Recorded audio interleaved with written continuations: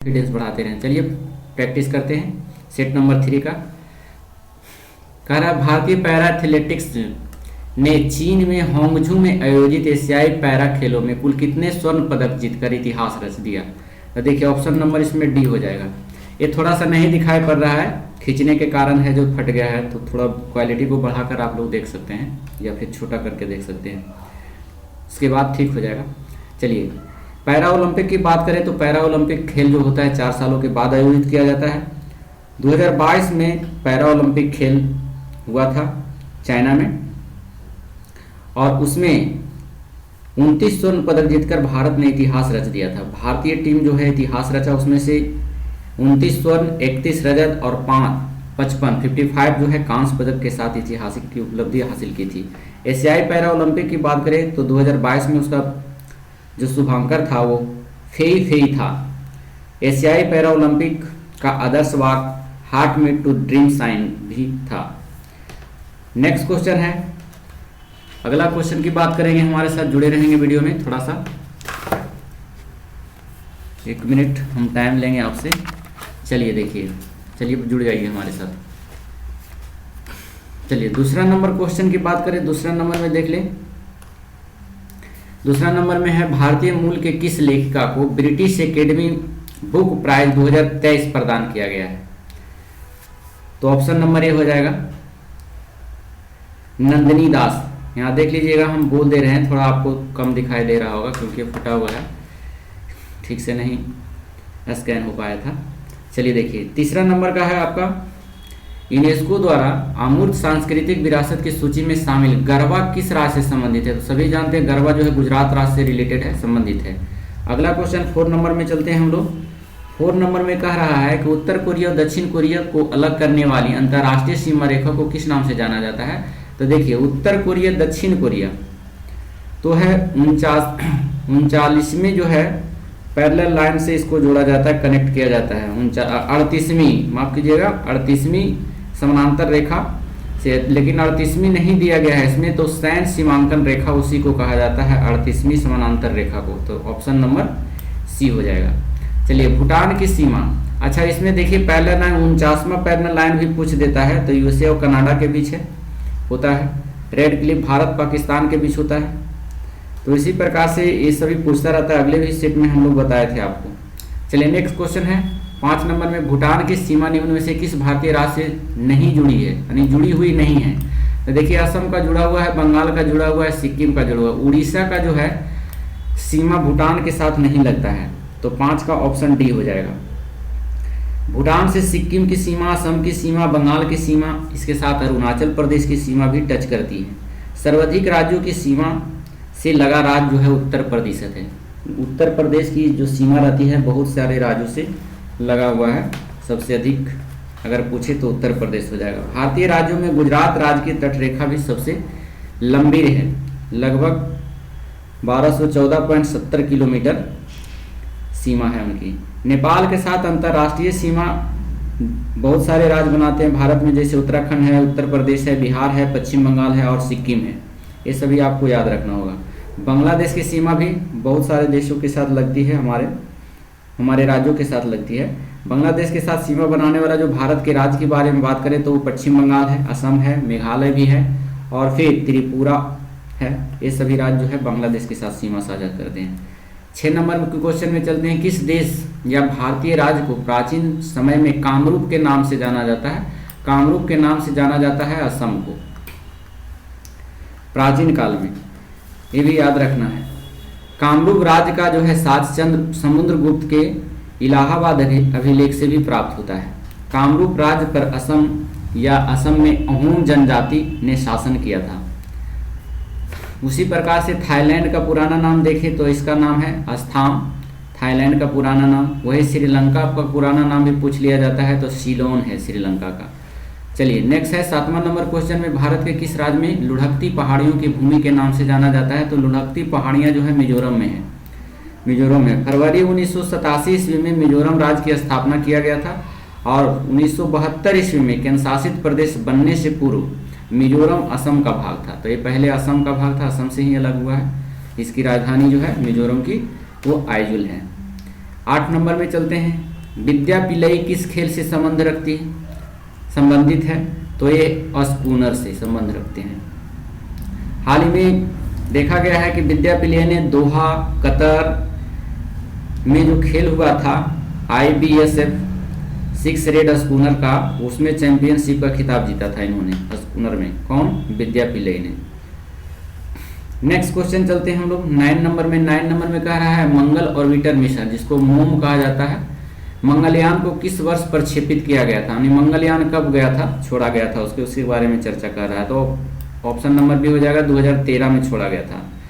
यह भारत का प्रथम मंगल अभियान था। भारतीय अंतरिक्ष अनुसंधान संगठन की एक परियोजना थी जिसके अंतर्गत इसे प्रक्षेपित किया गया था। मंगलयान आंध्र प्रदेश के हरिकोटा स्थित सतीश धवन केंद्र से ध्रुवीय उपग्रह प्रक्षेपण या PSLV C-25 के द्वारा लॉन्च किया गया था। इसको देखिए याद रखना है, PSLV C-25। वही चंद्रयान 1 की बात करें तो चंद्रयान 1 जो 2008 में गया था, PSLV C-11 से गया था, प्रक्षेपित किया गया था। वही चंद्रयान 3 लॉन्चिंग तिथि 14 जुलाई को हुआ था, अगस्त में पहुंचा था। नेक्स्ट अगला क्वेश्चन है 10 नंबर के क्वेश्चन हम लोग लेके चलते हैं आपको। रविन्द्रनाथ टैगोर को किस वर्ष में नोबेल प्राइज दिया गया था? नोबेल प्राइज 1913 ईस्वी में नहीं दिया गया था। एक साहित्य लिखा था इन्होंने, गीतांजलि के लिए दिया गया था इनको, तो इसे याद रखें। लोग नोबेल प्राइज की बात करें तो इसकी शुरुआत 1901 ईस्वी में की गई थी, और भारत में जो है अमर्त्य सेन को 1998 में इकोनॉमिक्स के क्षेत्र में नोबेल प्राइज दिया गया था। 2023 की बात करें तो शांति का नोबेल पुरस्कार जो है ईरान को दिया गया है, मानवाधिकार कार्यकर्ता को नरगिस मोहम्मदी को दिया गया है, इसको भी याद रखेंगे। 11 नंबर में चलते हैं। प्रसिद्ध पुस्तक या उपन्यास पोस्ट ऑफिस के लेखक कौन है? तो रविन्द्रनाथ टैगोर है पोस्ट ऑफिस के लेखक। गीत गोविंद के लेखक कुछ देता है तो जयदेव है। द गोल्डन गेट के लेखक कुछ देता है तो विक्रम सेठ, और त्यागपत्र के लेखक कुछ देगा तो आपको जैनेन्द्र है। ये सभी आपको याद रखना। अनटचेबल पुस्तक जो है मुल्कराज आनंद के द्वारा लिखा गया था, और पंचतंत्र के लेखक जो है विष्णु शर्मा है। चलिए 12 नंबर में मलेशिया की प्रशासनिक राजधानी कौन सी? देखिए मलेशिया की अगर राजधानी की बात करें तो उसकी राजधानी जो है राष्ट्रीय राजधानी कुआलालंपुर है, लेकिन यहाँ प्रशासनिक राजधानी पूछ रहा है तो पुत्रजया है इसका राजधानी, प्रशासनिक राजधानी। ऑप्शन नंबर ए हो जाएगा। मलेशिया का पुराना नाम जो है मालानन है, यूनियन था, मालानन यूनियन, और यह दक्षिण पूर्व एशिया में स्थित एक उष्णकटिबंधीय देश है। मलेशिया की मुद्रा की बात करें तो रिंगित है इसकी मुद्रा, और यहाँ की अधिकांश जनसंख्या जो है इस्लाम धर्म को मानती है। चलिए 13 नंबर में है अंडमान एवं निकोबार द्वीप समूह बंगाल की खाड़ी में भारतीय मुख बने रहेंगे हमारे साथ, थोड़ा हमारे साथ जुड़े रहेंगे। थोड़ा नेट इशू के चलते ऐसे प्रॉब्लम आ रहा है, हो गया। चलिए देखिए अंडमान निकोबार द्वीप समूह में बंगाल की खाड़ी में भारतीय मुख भूमि डैश में स्थित है। देखिए अंडमान निकोबार भारत के किस साइड में स्थित है? तो ऑप्शन नंबर है दक्षिण पूर्व में है। जैसे हम लोग देखते हैं भारत यहाँ पर, मान लीजिए भारत है तो इसके इधर दक्षिण पूर्व में, इस साइड में अंडमान निकोबार स्थित है, दक्षिण पूर्व में।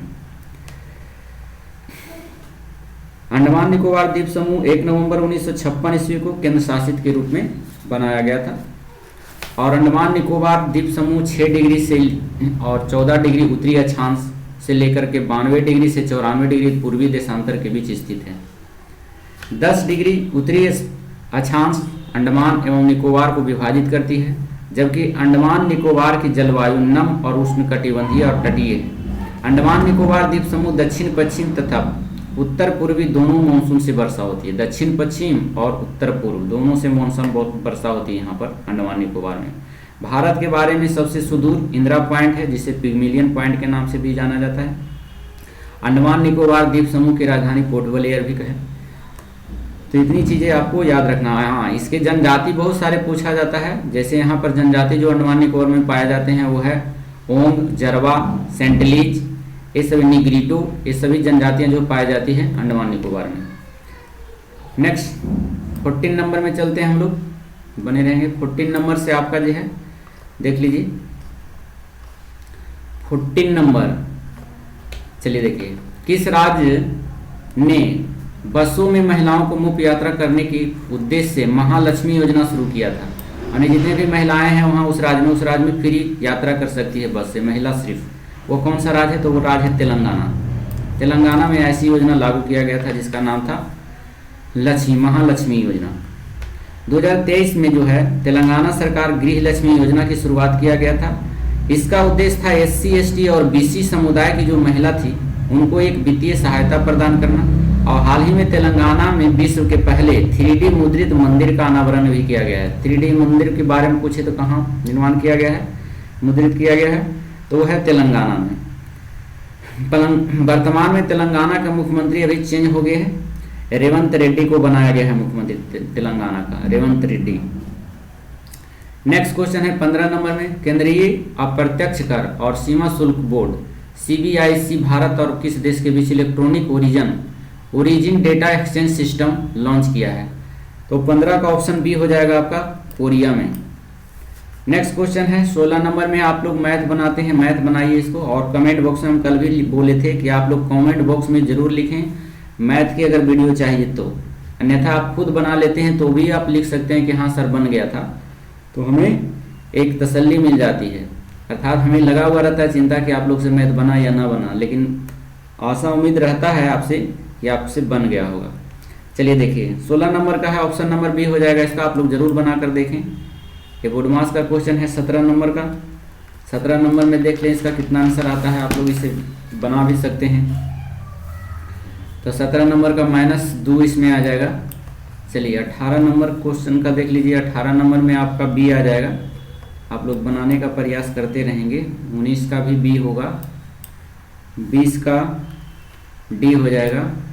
देखिए ऐसा ऐसा क्वेश्चन पूछा जाता है, मतलब देखिए 88 से विभाज कह रहा है तो 88 से विभाज होगा, इसका मतलब 11 से भी विभाज होगा। तो यहाँ पर x और y पर क्या रखेंगे? 7 रखेंगे, तो ये 88 से विभाज हो जाएगा। और x का मान भी रखेंगे, एक बार 7 रखेंगे, एक बार 3 रखेंगे, और दोनों को यहाँ पर x का वैल्यू रखेंगे, उसका मान आपका 7 चला आएगा।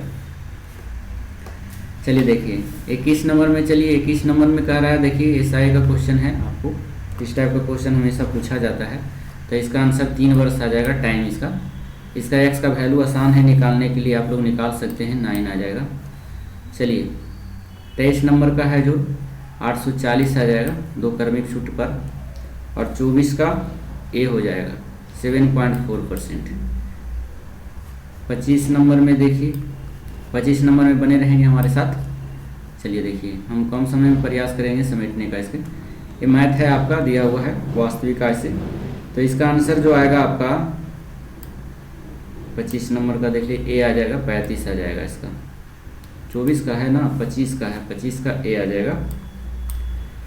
26 का देख लें, 26 का बी हो जाएगा आंसर इसका।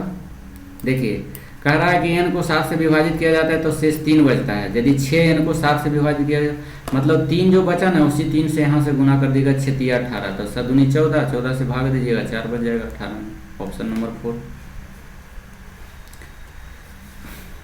चलिए 27 नंबर में देख लीजिए, 27 का आंसर आपका आ जाएगा 2:3। चलिए 28 नंबर में डी हो जाएगा। 29 का इस टाइप का क्वेश्चन बनाते होंगे आपका 6,724 हो जाएगा। पहले a + b के होल स्क्वायर निकालिएगा और फिर a + b के होल क्यों निकालिएगा, फिर दोनों को मल्टीप्लाई कर करके आ जाएगा, इसका 2 इधर चला जाएगा तो आपका 724 आ जाएगा। आप लोग बनाने का प्रयास करेंगे, छोटी छोटी संख्या है जो विभाज्य होते हैं। देखिए इसका LCM निकाल दीजिएगा, किससे डिवाइड होगा, जो पूर्ण संख्या है, तो ऑप्शन नंबर सी हो जाएगा 29 का। चलिए मिस वर्ल्ड प्रतियोगिता 2023 किस देश में आयोजित किया गया था? तो ये अपना देश भारत में आयोजित किया गया था। कब आयोजित किया गया था? तो 2023 को आयोजित किया गया था, और इसमें 2023 का खिताब जो है सेनिसस पलासियोस ने जीता था। और मिस यूनिवर्स, मिस वर्ल्ड और मिस इंटरनेशनल और मिस अर्थ 4 प्रमुख बड़ी जो है अंतर्राष्ट्रीय सौंदर्य प्रतियोगिता है, लेकिन ये जो मिस वर्ल्ड प्रतियोगिता है 2023 में अपना देश भारत में खेला गया था, हुआ था। चलिए नेक्स्ट 32 नंबर में चलते हैं। 32 का देख लीजिए, कह रहा है वह हड़प्पा कालीन नगर जिसका प्रतिनिधित्व लोथल पुरातत्व स्थल करता है किस नदी के तट, मतलब लोथल किस नदी के तट पर बसा हुआ था? तो भोगवा नदी पर, भोगवा भोग याद रखना लोथल। चलिए भारतीय राष्ट्रीय कांग्रेस ने पहला असहयोग आंदोलन किस वर्ष शुरू किया था? तो गांधी जी के द्वारा शुरू किया गया था 1920 ईस्वी में। तो ऑप्शन नंबर 33 का सी हो जाएगा। 1920 ईस्वी में गांधी जी के द्वारा किया गया था असहयोग आंदोलन। असहयोग आंदोलन के समय गांधी जी ने कैसर ए हिंद की उपाधि वापस कर दिया था अंग्रेजों को, और चौरा चोरी एक कांड हुआ था जिस घटना के कारण 12 फरवरी 1922 ईस्वी को असहयोग आंदोलन जो था समाप्त करने की घोषणा कर दी गई थी। 12 फरवरी 1922 ईस्वी का असहयोग आंदोलन की समाप्ति की घोषणा गांधी जी के माध्यम से किया गया था। आंदोलन समाप्ति होते ही मार्च 1922 ईस्वी को गांधी जी को गिरफ्तार भी कर लिया गया था। इन्हें असंतोष भड़काने के अपराध में 6 वर्षों की सजा हो गई थी। तो देख लीजिए, जब इन्होंने असहयोग आंदोलन के दौरान कैसर ए हिंद की उपाधि लौटा दिया था तो इनको अंग्रेजों ने गिरफ्तार कर लिया, 6 वर्षों की सजा दे दिया गया था, और फिर बाद में 1924 ईस्वी में इन्हें छोड़ दिया गया था।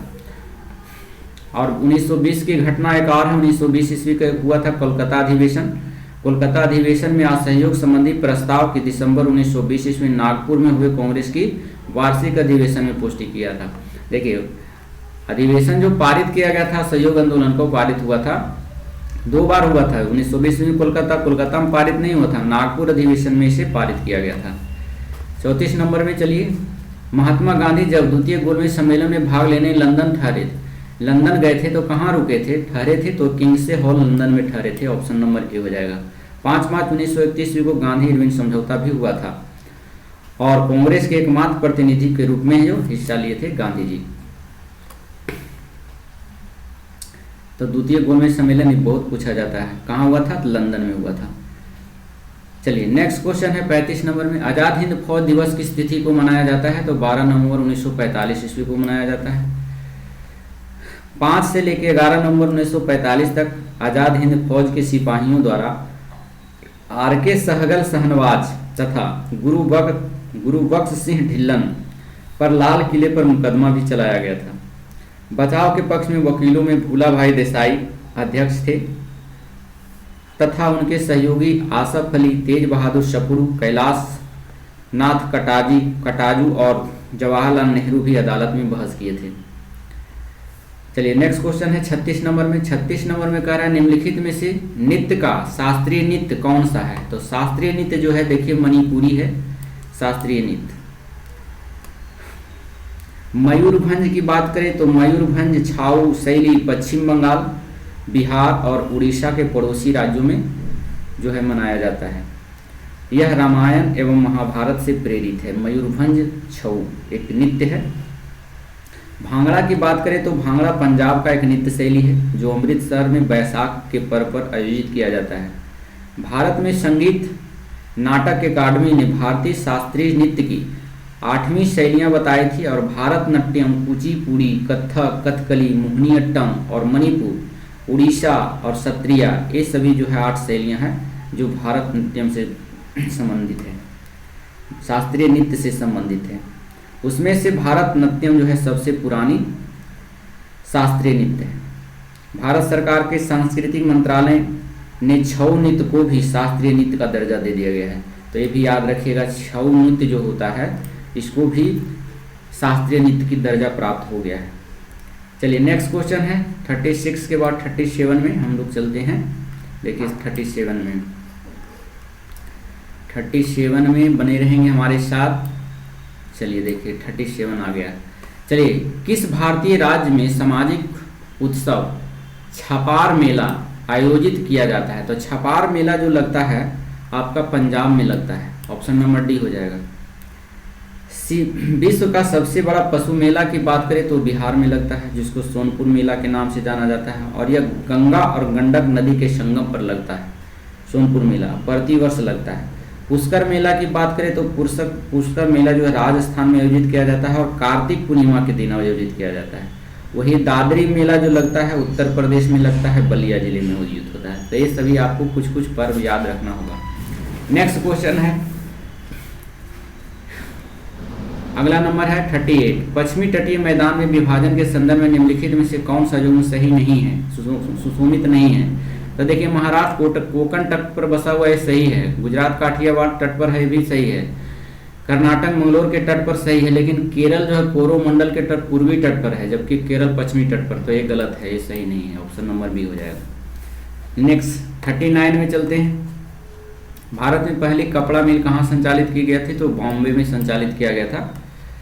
विश्व में जो है भारत का कपास उत्पादन में दूसरा स्थान है। अगर बात करें चीन में, तो चीन में सबसे अधिक कपास का उत्पादन होता है, आलू का उत्पादन होता है, चावल का उत्पादन होता है, गेहूं का उत्पादन होता है, ये सभी ज़्यादा मात्रा में होता है चीन में। जूट अगर उत्पादन में कहा जाए तो जूट उत्पादन में भारत विश्व में सबसे अग्रणी राज्य है। जूट उत्पादन में अगर बांग्लादेश का स्थान विश्व में दूसरा स्थान है, जो भारत के बाद दूसरा नंबर पर आता है।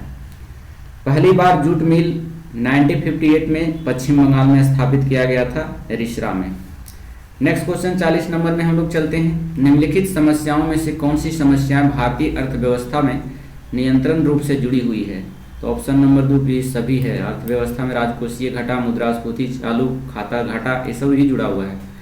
नेक्स्ट क्वेश्चन है, निम्न में से किसे म्यूनिख समझौता में शामिल नहीं किया गया था? तो ये रसिया को नहीं बुलाया गया था म्यूनिख समझौता में। 41 नंबर में 29 सितंबर 1938 ईस्वी को म्यूनिख में 4 देशों सम्मिलित किया गया था, जिसमें जर्मनी, इटली, ग्रेट ब्रिटेन और फ्रांस को प्रतिनिधित्व बनाया गया था, जबकि रूस को नहीं बनाया गया था। नेक्स्ट क्वेश्चन चलते हैं 42 नंबर में है, निम्न में से अजातशत्रु वंश का नाम क्या था? अजातशत्रु वंश का नाम जो हर्यक वंश का था, हर्यक वंश का राजा था अजातशत्रु। हर्यक वंश की संस्थापक की बात करें तो बिंबिसार था। अजातशत्रु का उपनाम उन्हीं के नाम से भी जाना जाता था। इन्होंने युद्ध में रथमूला एवं महाशिला कंटक नामक हथियार का प्रयोग किया था। कौन? अजातशत्रु ने। इसके शासनकाल में ही राजगिरी की सप्तपर्णी गुफा में प्रथम बौद्ध संगति का आयोजन किया गया था। तो याद रखिएगा, बौद्ध संगति राजगीर में जो हुआ था, किस गुफा में हुआ था? तो सप्तपर्णी गुफा में हुआ था। हर्यक वंश का अंतिम राजा पूछ दिया जाता है, कौन था? तो अंतिम राजा उदयन का पुत्र नागदशक था। अजातशत्रु अपने पिता बिंबिसार की हत्या कर दिया था और उदयन अपने पिता अजातशत्रु का हत्या कर दिया था और राजगद्दी पर बैठा था। इसीलिए हर्यक वंश को पितृहीनता वंश भी कहा जाता है। नेक्स्ट 43 नंबर में है, निम्नलिखित में से किस वंश की शासिका रानी जिद्दा थी? तो रानी जिद्दा उत्पल वंश की थी। Option number D. कश्मीर में उत्पल वंश की स्थापना जो है अवंती वर्मन के द्वारा किया गया था। ये कश्मीर में चल रहा था, ये रानी जिद्दा कश्मीर में उत्पल वंश चल रहा था और इसकी स्थापना 855 के लगभग शुरू हुआ था और 883 ईस्वी तक चला था। उत्पल वंश में जो था क्षेमेंद्र गुप्ता 950 ईस्वी पर गद्दी पर बैठा और क्षेमेंद्र गुप्ता का विवाह लोहार वंश की राजकुमारी जिद्दा के साथ हुआ था। तो यही कह रहा है रानी जिद्दा किस वंश से था? उत्पल वंश। नेक्स्ट अगला क्वेश्चन है, भारतीय उपमहाद्वीप में लौह का प्रथम साहित्यिक संदर्भ किसमें मिलता है? तो ऑप्शन नंबर बी में, यह जो यजुर्वेद में मिलता है लोहा का सर्वप्रथम साहित्यिक ज्ञान। नेक्स्ट क्वेश्चन चलते हैं हम लोग ऋग्वेद के बारे में जानना चाहते हैं। तो यह ऋग्वेद जो है सबसे प्राचीन वेद है। सामवेद है जो यह संगीत से संबंधित है। विनय पिटक जो संबंधित है बौद्ध धर्म से संबंधित है। नेक्स्ट क्वेश्चन है 45 नंबर में, माजुली द्वीप जो दुनिया का सबसे बड़ा नदी डेल्टा है कहाँ स्थित है? तो ये माजुली ब्रह्मपुत्र नदी पर है, आसाम में। तो ऑप्शन नंबर ए हो जाएगा। नेक्स्ट क्वेश्चन चलते हैं हम लोग 46 में। देखिए मैथ आ गया आपका फिर से, तो मैथ आप लोग जरूर बनाएं। मैथ में आपका रिजल्ट निर्णायक से साबित होगा, क्योंकि मैथ सभी का ठीक नहीं रहता। तो 46 का देख लीजिए आंसर, ऑप्शन नंबर हो जाएगा ये। इन दोनों को करना कुछ नहीं, इन दोनों को भिन्न का जोड़ कर देना है, आंसर आ जाएगा आपका। यहाँ से कीजिएगा 8 5 13 और 8 5 40। देखिए 13/40 हो जाएगा आंसर। चलिए नेक्स्ट क्वेश्चन है 46, परिमेयकरण करना है। देखिए भिन्न का जोड़ है, भिन्न का जोड़ को सरल कीजिएगा तो आपका आंसर आ जाएगा ये 47 का सी। गुना करना है तो इसमें देखिए, इसमें 685 में एक घटा दीजिएगा और ब्रैकेट कर दीजिएगा। इसमें 686 में एक घटा दीजिएगा तो 685 में एक जोड़ दीजिएगा, एक बार जोड़ दीजिएगा, प्लस बी इंटू ए माइनस बी हो जाएगा। तो इसका पूर्ण ऑप्शन नंबर ए आ जाएगा, बी आ जाएगा, माफ कीजिएगा। 48 के बाद 49 में चलते हैं हम लोग। 49 में देख लीजिए क्या है 49 में x का मान निकालना करता है। देखिए आधार सेम है, यहाँ 5 का स्क्वायर कीजिएगा, इसमें गुना हो जाएगा, x का वैल्यू निकल करके आपका आ जाएगा 49 का डी आ जाएगा 11/5। चलिए इसका देखिए, करनी बहुत पूछता है, 10th लेवल का क्वेश्चन है। करनी जो एक दिया हुआ है ना, यही करनी कहलाता है। जो यहाँ पर दिया हुआ है 3, तो 3 हो जाएगा, एक करनी कहलाता है। नेक्स्ट क्वेश्चन चलते हैं हम लोग। ये देखिए, दो संख्याओं का महत्तम समावर्तक कितना है, दूसरी संख्या निकालने के लिए पूछ रहा है, तो दूसरी संख्या निकालिएगा। तो लासा गुणे मासा बटा पहली संख्या होता है, दोनों संख्या निकल गया, तो दोनों संख्या को जोड़ के 2 से भागा दे दीजिएगा, आपका आंसर आ जाएगा 51 का सी आ जाएगा 162। देखिए ये क्वेश्चन भिन्न का जोड़ है, लेकिन सरलीकृत दशमलव के 3 स्थान तक पूछ रहा है, तो ऐसा क्वेश्चन आएगा दिमाग खराब कर देगा एग्जाम में। सबको देखना शुरू के बगल वाला का, तुमसे बना नहीं, तुमसे बना नहीं, ऐसा होगा, क्योंकि टाइमिंग ज़्यादा लेगा। इसको कुछ नहीं करना है, सब में देखिए 1/8 1/8 सब में है लिखा हुआ, तो 1/8 ले लीजिएगा आप लोग, और बटा यहाँ पर ले लीजिएगा आप 1 + 1/8, 1 + 1/8 ले लीजिएगा, और इसको सोल्व कीजिएगा, 1/7 आ जाएगा इसका, और भागा दीजिएगा तो आपका आंसर 52 का आ जाएगा ए 0.143 आ जाएगा, ऑप्शन नंबर ए। लेकिन इसको भिन्न के जोड़ के माध्यम से बनाइएगा तो आपसे नहीं बनेगा। चलिए देखिए 53 नंबर में, चलिए 53 नंबर में आप लोग बना के देखिए इसको, आंसर नंबर हो जाएगा बी। 54 ए हो जाएगा, 81 नंबर आ जाएगा। इसका जो है वर्गमूल निकालिएगा तो शेष बच जाएगा यहाँ। इतना इतना के बीच कितनी पूर्ण संख्या है, तो देखिए अगर है 121, ऐसे कीजिएगा, बरबरे 44 से 73 49 से 14 96 से 15 15 225, तो 16 56 से 17 17 है 289 18 18 331, 331 ज़्यादा हो जाता है, 7 वो होगा। 54 का 55 का देख लीजिए, तो 7 वो होगा इसके बीच में। चलिए 56 नंबर में देखिए, यहाँ से आपको करना है 4 के स्क्वायर करेंगे, 4 के स्क्वायर करेंगे और 1 घटा देंगे, 4 चौक 16 में से 15 चल गया। और इसमें देखिए इसको कीजिएगा 4 का क्यों कीजिए, 4 चौका 16 चौका 64 और 1 जोड़ दीजिए तो 65। उसी प्रकार से यहाँ भी कीजिएगा, 3 के स्क्वायर कीजिए तो 3 3 9 9 में से 1 घटा दीजिएगा, 8 बच जाएगा। और फिर 3 का क्यों कीजिए, 1 जोड़ दीजिए तो 3 3 9 27 और 1 28। ये वाला सेम टू सेम मिलता है, एक दूसरे से संबंधित है, ऑप्शन नंबर सी हो जाएगा। फिर उसी प्रकार से 39 में से 17 घटाइएगा और 2 से भाग दीजिएगा तो आपका 11 आंसर आ जाएगा। उसी प्रकार से देख लीजिए इसमें कौन सा हो जाएगा, ये वाला में हो जाएगा। 44 में 18 घटाइएगा, 2 से भागा दीजिएगा तो इसमें 13 आ जाएगा। तो ये आपका सही आंसर ए हो जाएगा। देखिए जिस प्रकार रेस्टोरेंट मेनू दिखाता है, यानी मेनू संबंधित है, तो उसी प्रकार पुस्तकालय में कैटालॉग दिखाया जाता है, ऑप्शन नंबर बी हो जाएगा। नेक्स्ट इसको आप लोग बनाइएगा, 58 नंबर का हो गया, 59 नंबर का।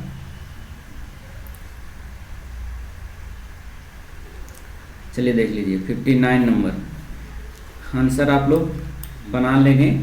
59 के बाद 60 नंबर में चलते हैं हम आपको लेकर 60। चलिए देख लीजिए, देखिए 60 में फिर ये भी दिखा हुआ है, ए है, सी है, एफ है, फिर जे है, उसके बाद यहाँ पर क्या आ जाएगा, ओ आ जाएगा। 60 का ये हो जाएगा आंसर। आप लोग कर लेंगे कितना का अंतर है।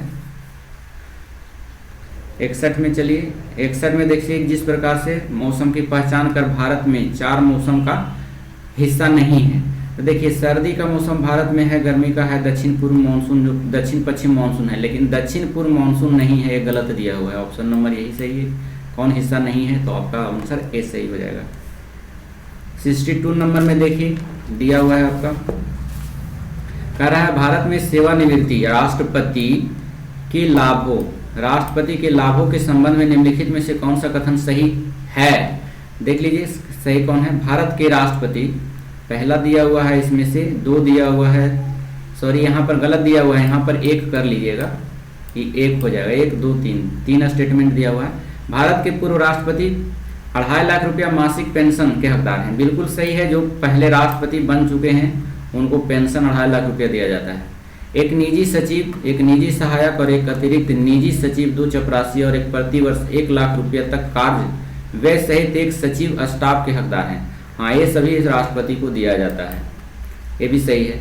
वह रेल, हवाई या स्टीमर द्वारा एक व्यक्ति के साथ भारत में कहीं भी उच्चतम श्रेणी की निःशुल्क यात्रा के भी हकदार हैं। 1 मिनट 62 का, तो ये भी आपका सही दिया हुआ है। तो तीनों ऑप्शन है सही। भारत के राष्ट्रपति के रेल, हवाई जहाज, स्टीमर एक व्यक्ति को लेकर जा सकता है, उसका किराया नहीं लगेगा, ये भी आपका सही है। ऑप्शन नंबर ए सही हो जाएगा, तीनों स्टेटमेंट सही है। चलिए देखिए, निम्न में से किसके द्वारा महाधिवक्ता की नियुक्ति की जाती है। देखिए, महान्यायवादी की नियुक्ति जो है राष्ट्रपति करता है, लेकिन महाधिवक्ता की नियुक्ति की बात करें तो महाधिवक्ता जो है राज्यपाल के द्वारा किया जाता है। तो राज्यपाल के द्वारा है जो इसकी नियुक्ति की जाती है। आप लोग यहाँ पर देखें, राज्यपाल की नियुक्ति, महाधिवक्ता की नियुक्ति की जाती है तो राज्यपाल के माध्यम से किया जाता है।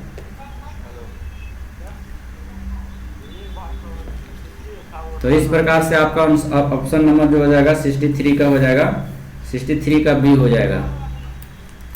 चलिए नेक्स्ट क्वेश्चन 64 में है, संविधान प्रारूप समिति के समक्ष प्रस्तावना का प्रस्ताव किसने रखा था। तो प्रस्तावना का प्रस्ताव जो रखा गया था वो पंडित जवाहरलाल नेहरू के द्वारा रखा गया था प्रस्ताव, संविधान का प्रस्ताव। संविधान का प्रारंभिक मॉडल जो है BN राव के द्वारा तैयार किया गया था, ये भी याद रखिएगा। जवाहरलाल नेहरू ने संविधान प्रारूप के समक्ष प्रस्तावना को प्रस्ताव 13 दिसंबर 1946 ईस्वी को रखा था और 13 दिसंबर 1946 को प्रस्तावना रखने के साथ संविधान सभा ने 22 जनवरी 1947 ईस्वी को स्वीकार किया। प्रारूप समिति के अध्यक्ष की बात करें तो भीमराव अंबेडकर को बनाया गया था, जबकि संघ संविधान समिति के अध्यक्ष जो है नेहरू जी को बनाया गया था। ये सभी आपको याद रखना है।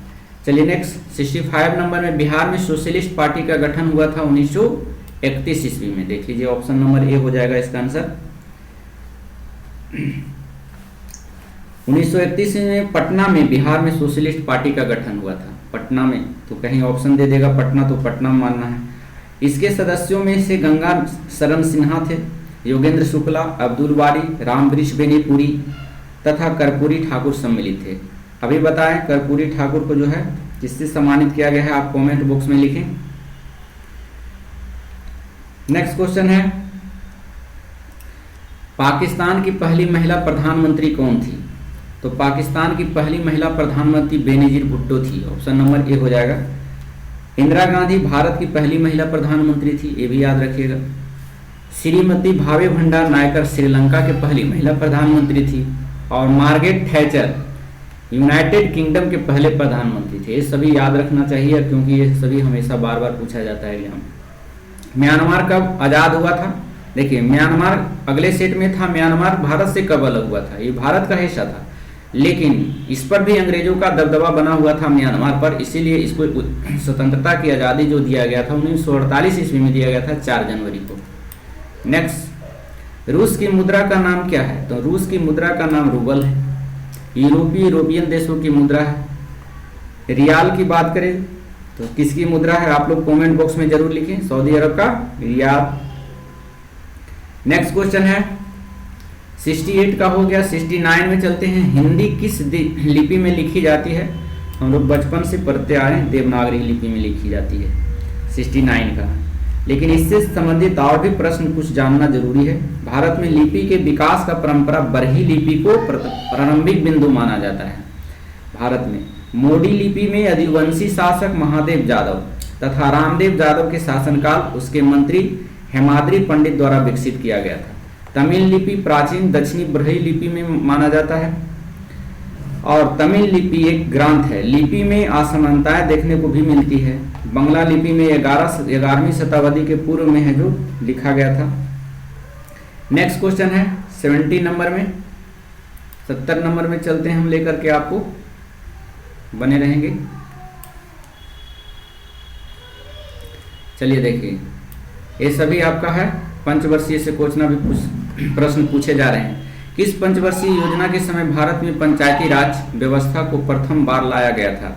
तो ऑप्शन नंबर में द्वितीय पंचवर्षीय योजना में।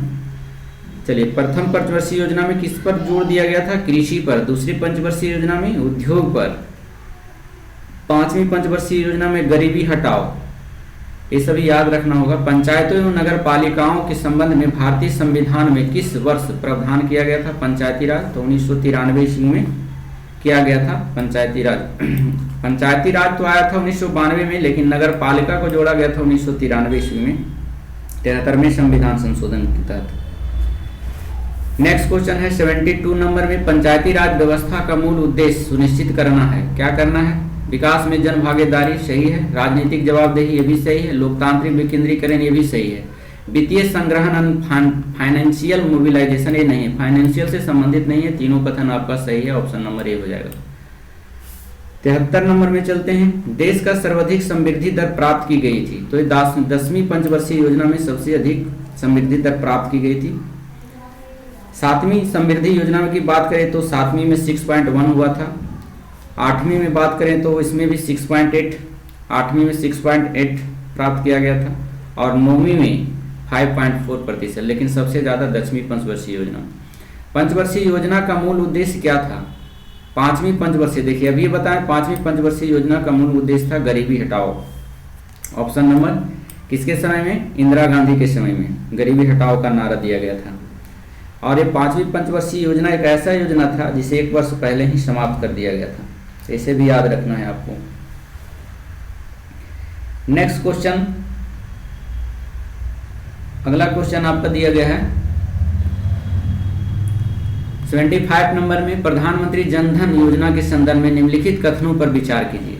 देखिए जनधन योजना जो है शुरू किया गया था 2014 में, भी बिल्कुल सही है। इसके अंतर्गत लोगों को बैंक खाता खुलाने के लिए प्रोत्साहित किया जाता है, ये भी सही है। और इसका उद्देश्य बचत को बढ़ावा देने के साथ सरकारी योजनाओं के अंतर्गत मिलने वाले लाभों तथा आर्थिक सहायता को सीधे खाताधारियों को हस्तांतरित करना होता है। तो ये आपका तीनों ऑप्शन सही है। 75 का डी हो जाएगा, सभी सही है। नेक्स्ट है, नीचे दिए गए हैं संदर्भ में समान असंगत शब्द को पहचानना है। असंगत शब्द देखिए इसमें कौन है? तो शांति है संगत, ये युद्ध से संबंधित है, उत्पात मचाने से, अलोड़न है, लेकिन ये शांति से संबंधित अलग है, इसीलिए असंगत है। ये भी असंगत को पहचानना है। देख लीजिए इसमें 77 का, इसमें 20 का स्क्वायर करेंगे और 20 गुने 3 को जोड़ेंगे तो आपका 461 चला आएगा।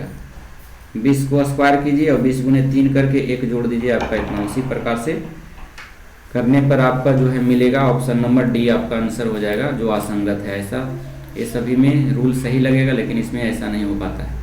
नेक्स्ट 78 नंबर में आप खुद बनाएंगे, बी नंबर हो जाएगा इसका। 79 नंबर में चलते हैं, बने रहेंगे हमारे साथ। चलिए देखिए 79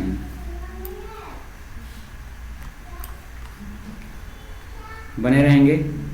चलिए दर्पण में कह रहा है, देखिए दर्पण है, दर्पण में आकृति कैसा दिखेगा? तो इसको आप दर्पण में इधर लेंगे और इसको उलट दीजिएगा, तो उलट दीजिएगा तो इसका फिगर जो है इस टाइप का बनेगा दर्पन में। ऑप्शन नंबर भी 79 का है ना, 79 का आपका डी हो जाएगा, ए वाला ऑप्शन हो जाएगा।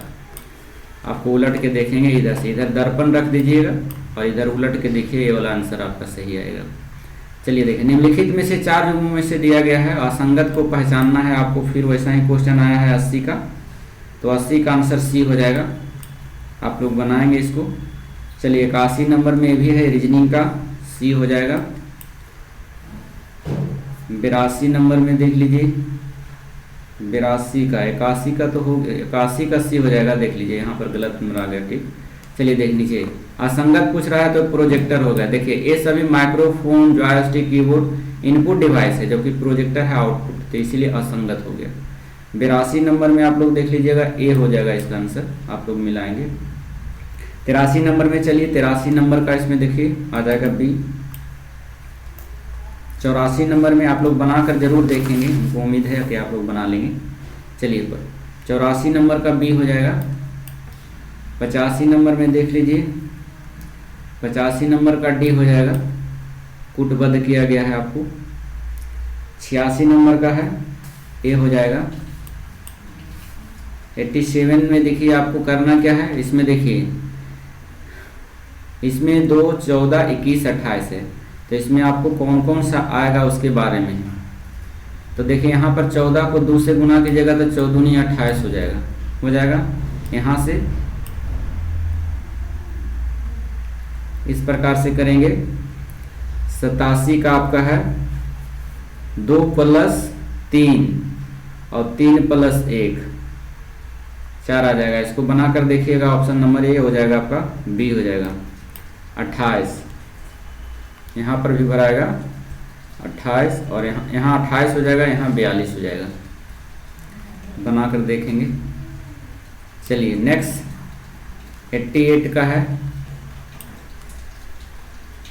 चलिए देखिए, ये भी संबंधित है, रीजनिंग से संबंधित है। 88 का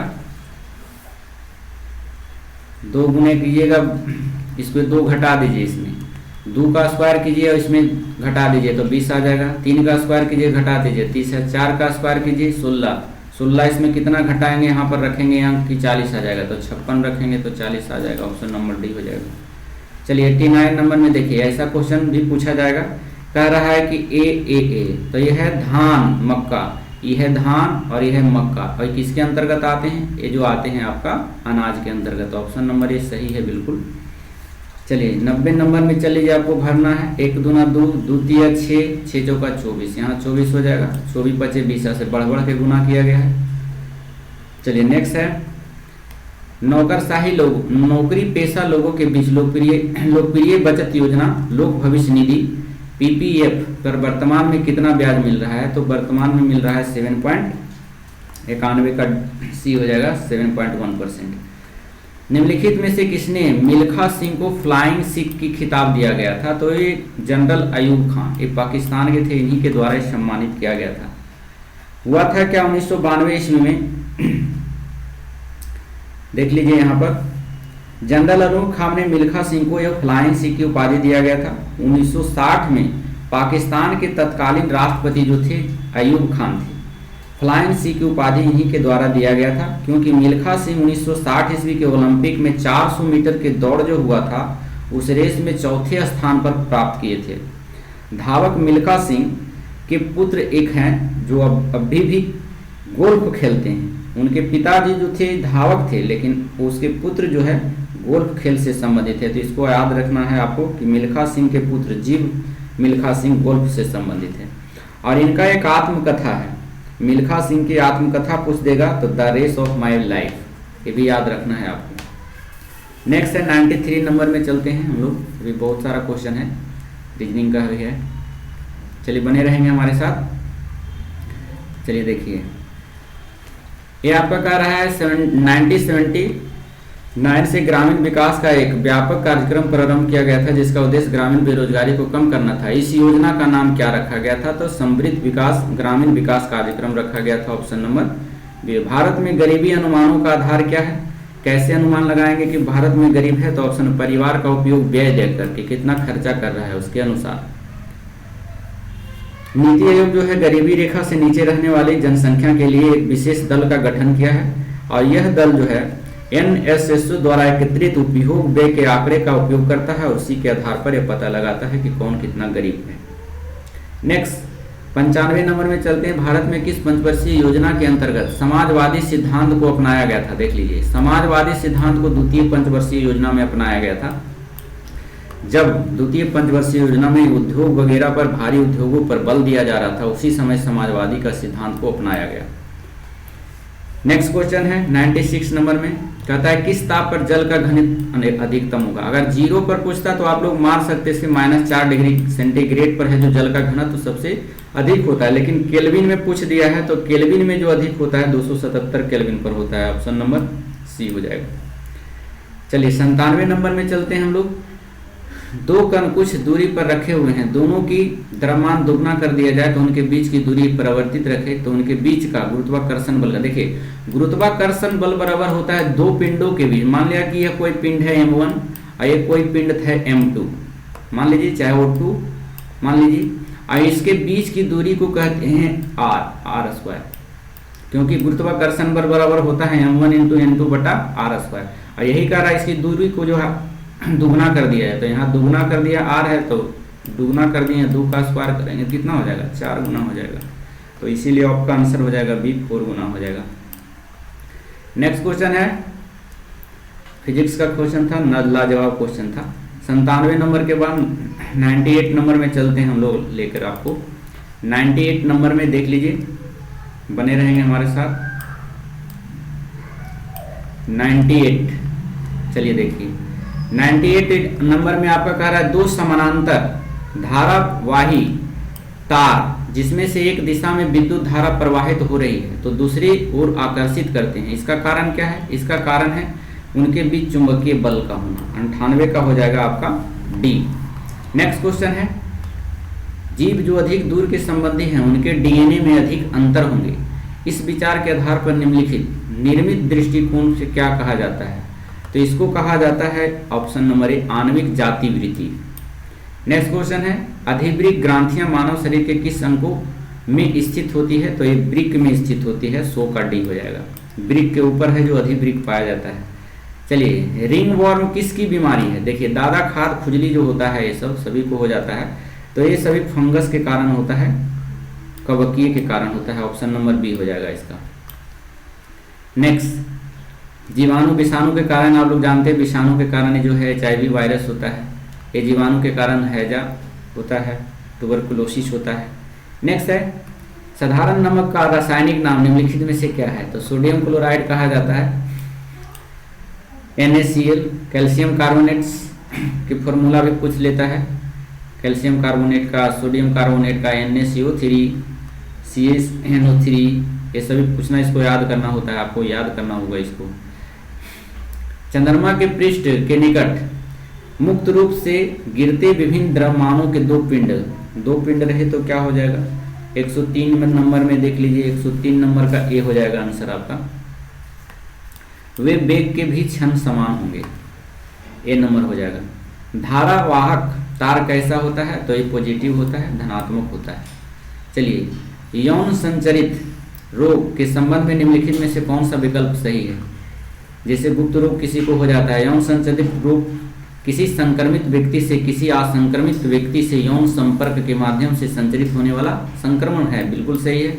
और HIV, HPV, हेपेटाइटिस बी, विषाणु, STD के लिए जिम्मेदार है, ये सभी जो है ये भी सही है। तो दोनों ऑप्शन आपका सही है, ए और बी दोनों सही, ऑप्शन नंबर सी हो जाएगा।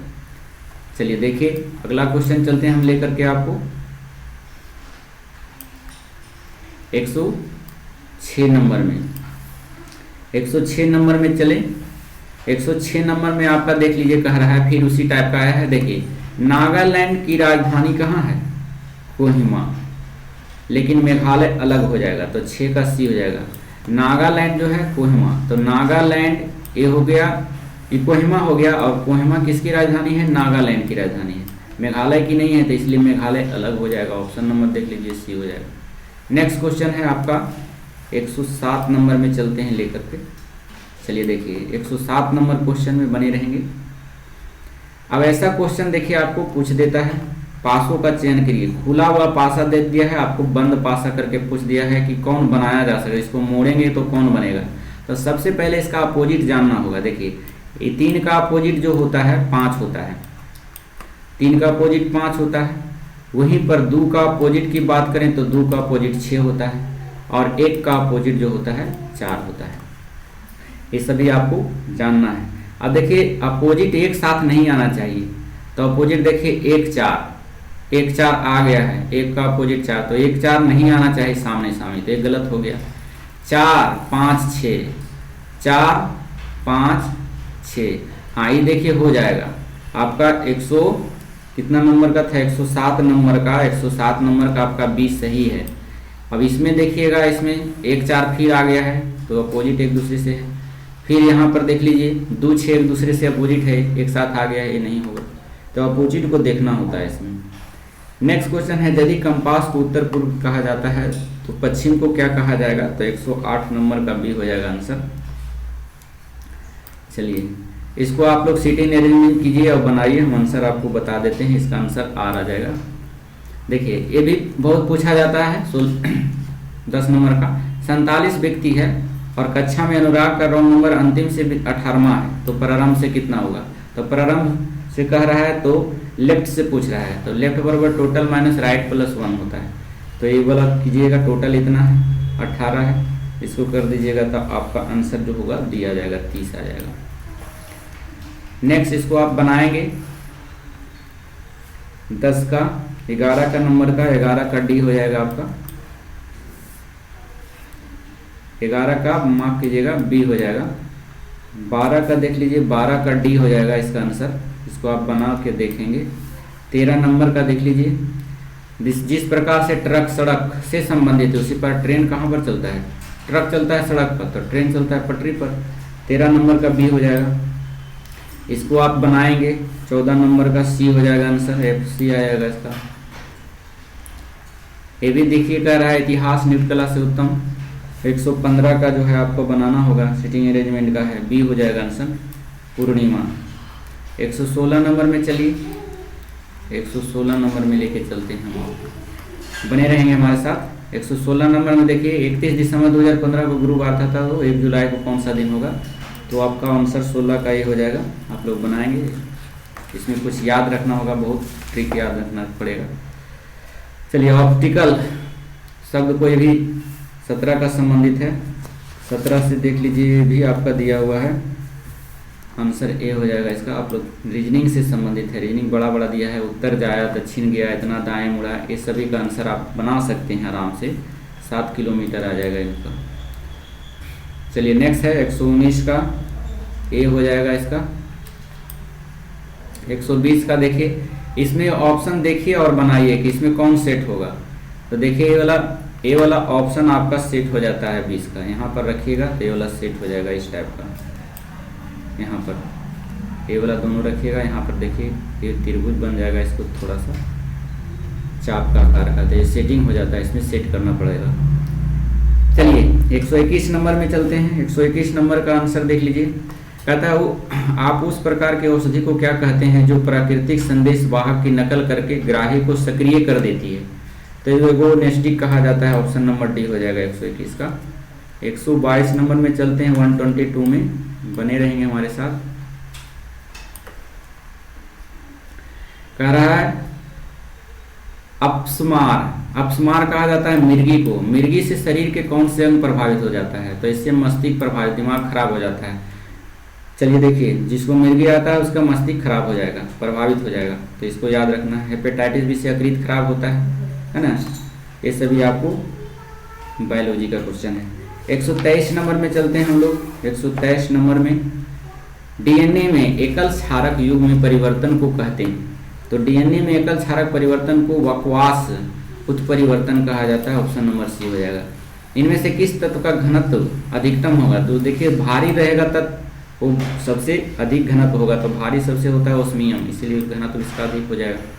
नेक्स्ट क्वेश्चन है, निम्नलिखित में से कौन सा 1897 में खोजा गया पहला विटामिन बी विटामिन था, तो विटामिन बी कहा जाता है थायमिन को। ऑप्शन नंबर क्या हो जाएगा आपका 125 का डी हो जाएगा।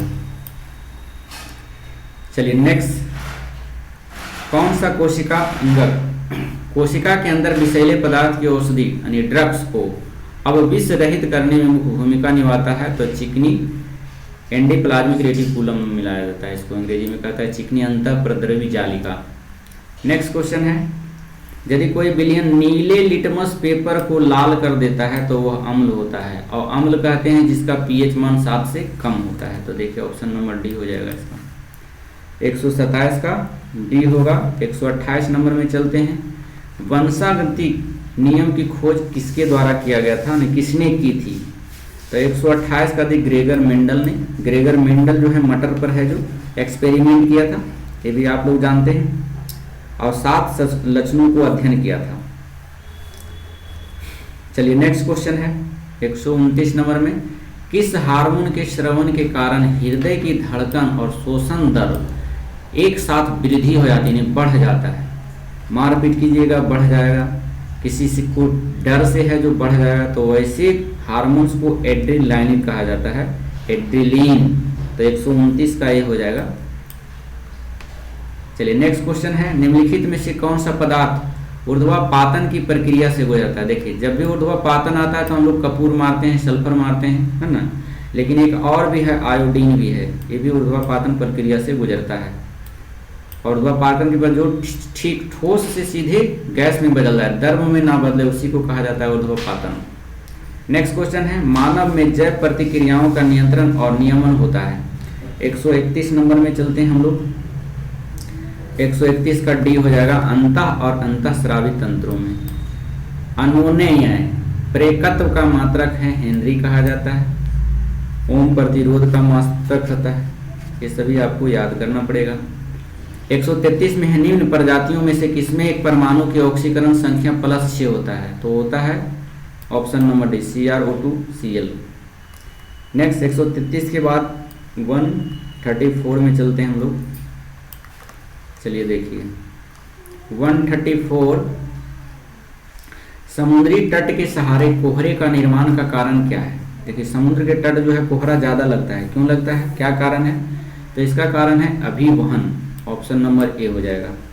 समुद्र के तट के सहारे कोहरे का निर्माण का कारण अभिवहन है, क्योंकि सूर्य के विकिरण से यह पृथ्वी गर्म होती है और आणविक सक्रियता द्वारा पदार्थ के माध्यम से होने वाले ऊष्मा का संचालन कहलाता है। ये भी याद रखना है आपको। किसी पदार्थ में एक भाग से दूसरे भाग की ओर उसके तत्वों के साथ ऊष्मा के संचार की क्रिया को ही संवहन कहा जाता है। तो संवहन भी याद रखिएगा। नेक्स्ट है 35 नंबर में, निम्नलिखित में से कौन सा गलत है? कथन गलत है दिया हुआ। तो 135 का देख लीजिए, सी आपका गलत दिया हुआ है। ट्रोजन स्वयं को दोहराता है और अन्य फाइलों को संक्रमित करता है, गलत दिया हुआ है। रीजनिंग का क्वेश्चन है, इसी टाइप का आपका रहेगा, एक हिंदी तो एक इंग्लिश, ऐसी करके देगा। सीरियल से नहीं देगा कि 20 गो हिंदी 20 गो मैथ रीजनिंग, ऐसे सीरियल वाइज नहीं देगा, वो मिसमैच कर देगा। मिसमैच करके कभी मैथ 3 गो देगा, फिर 2 गो रीजनिंग, फिर 2 गो जीके, ऐसे करके देगा। आपको खुद को है बैलेंस बनाकर रहना है, तभी आपका रिजल्ट होगा। चलिए 37 नंबर का आप लोग बनाइएगा इसको। देखिए यहाँ 24 है, 24x24, तो 24 में 2 घटाया, 22 में से 2 घटाया, 20 में से 2 घटाया, 18 को आर कहा जाता है। ऑप्शन नंबर ए हो जाएगा। ये सब हल्का हल्का है, थोड़ा बता देते हैं, आप लोग खुद बनाने का प्रयास जरूर करेंगे। ये वाला देखिए, सभी सुई धागे हैं, तो आप लोग डायग्राम से बना सकते हैं इसको। इसका आंसर हो जाएगा, दोनों सही है, 1 और 2 दोनों अनुसरण करता है। 137 का बी हो जाएगा। चलिए 138 में चलते हैं। ये भी उसी प्रकार से सभी थर्मामीटर रॉकेट है, 2 वो ऐसा भी पूछा जाता है, इसका भी दोनों सही है, ऑप्शन नंबर 2। चलिए नेक्स्ट है, इसको मैचिंग करना है 139 में। 139 में देख लीजिए क्या कह रहा है आपका। 139 में आपका हो जाएगा डी आंसर हो जाएगा। पहले 3 तार्किक अर्थपूर्ण क्रम में कह रहा है करने के लिए, तो 3 हो जाएगा आपका वर्ग इंच, उसके बाद हो जाएगा आपका 4 वर्ग फीट, उसके बाद हो जाएगा एकड़, एकड़ के बाद फिर हो जाता है हेक्टेयर सबसे बड़ा। नेक्स्ट बने रहेंगे हमारे साथ। 140 में चलते हैं। चलिए, यदि दर्पण को दिए गए संयोजक के दाएं ओर रखा जाता है, तो देखिए ये दाएं ओर इसको रखेंगे तो कैसा बनेगा फिगर, तो उलट जाएगा फिगर, तो उलट दीजिए। 40 का डी इस टाइप का हो जाएगा, आंसर नंबर डी हो जाएगा आपका। चलिए नेक्स्ट क्वेश्चन है आपका, ये आपको सेट करना होगा। देखिए कागज को पहले ऐसे था, गोल किया, उसके बाद ऐसे मोड़ा, फिर इस टाइप से मोड़ा और फिर यहाँ कटिंग कर दिया, तो इसको खोलेंगे तो फिर कैसा बनेगा कागज, उसी पूछ रहा है, कागज कैसा दिखेगा। तो 141 का आपका आंसर नंबर सी सेटिंग हो जाएगा। इसको खोलिएगा तो इस टाइप का दिखाई देगा। नेक्स्ट है आपका 142 नंबर में, इसको आप बनाएंगे, इसका आंसर डी आएगा। चलिए नेक्स्ट है, ऐसा आकृति किसमें है? यहाँ पर 4 आकृति दिया गया है और इस आकृति को खोजना है, तो इस आकृति को खोजना है आपको। देख लीजिए कहाँ खोजना है, किसमें है ऐसा आकृति। दर्पण की आकृति देखा गया है, तो बताएं कि आकृति एक्ससेप्टिक दर्पण कौन बनेगा। ऐसा दर्पण में यहाँ पर दर्पण रख दीजिएगा, अभी बना है दर्पण रख दीजिएगा, तो इसको उलट दीजिए, उलट दीजिएगा तो आपका आंसर कितना हो जाएगा, 143 का डी आ जाएगा। देखिए ये वाला बनेगा दर्पण में फिगर। ये वाला है, विकल्प को चुनिए और इस आकृति को पहचानिए किसमें है ये आकृति। यहाँ पर आकृति दिया गया है, आकृति आपका लेके चलते हैं आकृति पर। चलिए देखिए, देखिए यहाँ पर दिया गया है आकृति, बने रहेंगे हमारे साथ। अब हम लोग करीब करीब पहुँचने वाले हैं 150 क्वेश्चन पर।